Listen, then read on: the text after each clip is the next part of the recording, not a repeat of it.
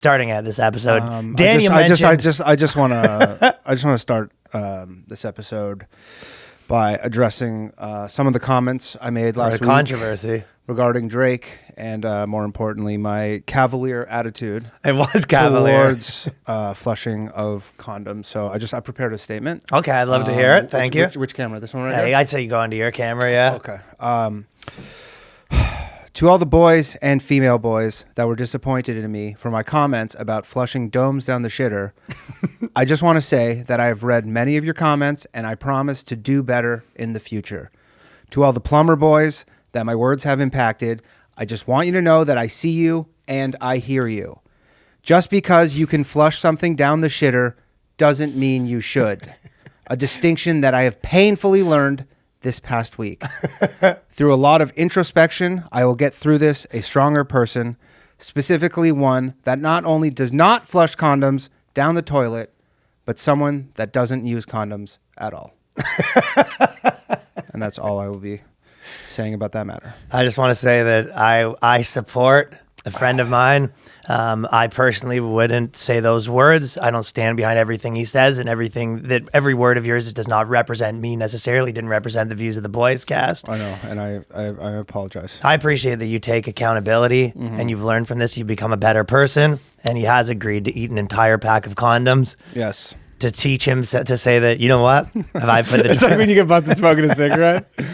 Your dad's like, eat the whole pack. Well, he said, you know what? I've done this to the toilet, and I want to put myself in that toilet shoes and put myself in a human toilet. What a controversy, though. Like, literally, I couldn't believe it.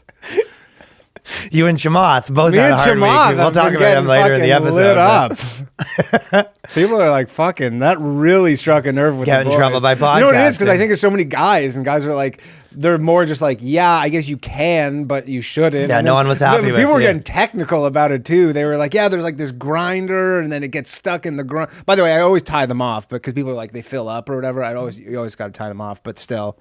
I appreciate you taking accountability. Yeah, I take accountability, and that's the closest I've ever felt to getting canceled before in my life. And he's had a few pretty good close calls. I've had some close calls, and that was the one where I go, honestly, I really feel like I just let everyone down. That's...